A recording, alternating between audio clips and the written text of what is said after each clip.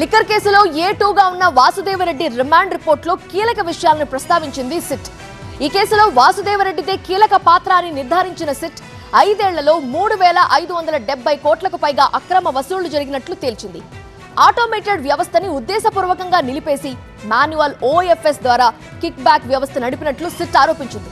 ఈ కేసులో అసలు ఆరోపణలేంటి, రిమాండ్ రిపోర్టులో ఏముంది? ఏపీ మద్యం కుంభకోణం కేసులో వాసుదేవరెడ్డిదే కీలక పాత్ర అని రిమాండ్ రిపోర్టులో ఆరోపించింది సిట్. విచారణలో టెక్నికల్ ఎవిడెన్స్, FSL రిపోర్టులు, సాక్షులు అంతా వాసుదేవరెడ్డి కీలకమని వెల్లడించారని చెప్పింది. మద్యం అమ్మకాలు, కొనుగోలు, ఆర్డర్లు, సరఫరా మొత్తం వాసుదేవరెడ్డి కనుసన్నల్లోనే జరిగిందన్నారు.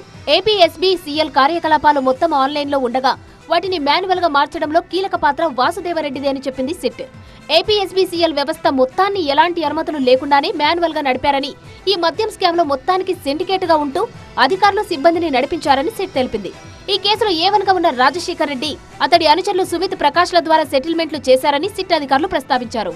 OFS మొత్తాన్ని సిండికేట్ మెంబర్స్ తో కలిసి వాసుదేవరెడ్డి నడిపించారని సిట్ అధికారులు ఆరోపించారు. లిక్కర్ ఆర్డర్స్ ద్వారా కిడ్ బ్యాగ్స్ తరలించడం, బ్రాండ్స్ మార్చి సేల్స్ మానిటరింగ్ చేయడం, నచ్చిన బ్రాండ్స్ తేవడం, నచ్చని వాటిని నిలిపివేయడం వంటి పనుల్లో వాసుదేవరెడ్డిదే కీలక పాత్ర అని చెప్పింది సిట్.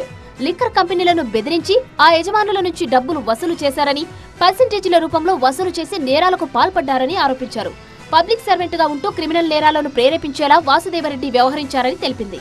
ఈ కేసులో A2గా ఉన్న వాసుదేవరెడ్డి తన విధులను దుర్వినియోగం చేసి ప్రభుత్వ ఖజానాకు నష్టం చేశారని, లిక్కర్ సేల్స్ ఆర్డర్స్ వంటి సున్నితమైన అంశాలను ప్రైవేటు వ్యక్తులకు షేర్ చేశారని రిమాండ్ రిపోర్టులో సిట్ తెలిపింది.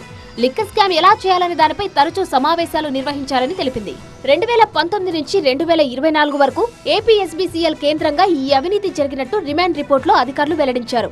గతంలో కంప్యూటర్ ఆధారితంగా నడిచిన OFS వ్యవస్థను ఉద్దేశపూర్వకంగా నిలిపివేసి మాన్యువల్ విధానాన్ని ప్రవేశపెట్టారని ఆరోపించింది.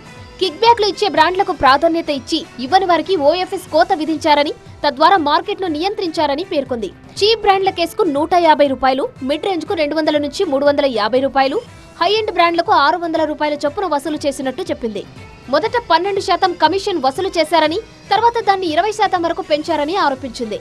నెలకు సగటున 50 నుంచి 60 కోట్ల రూపాయల వరకు వసూళ్లు జరిగాయని, మొత్తం 5 ఏళ్లలో 3,570 కోట్లకు పైగా అక్రమ సేకరణ జరిగినట్లు అంచనా వేసింది సిట్. ఆ డబ్బును ఎన్నికల ఖర్చులు, రియల్ ఎస్టేట్, షెల్ కంపెనీలు, క్యాష్ లావాదేవీలకు మళ్లించారని ఆరోపించింది.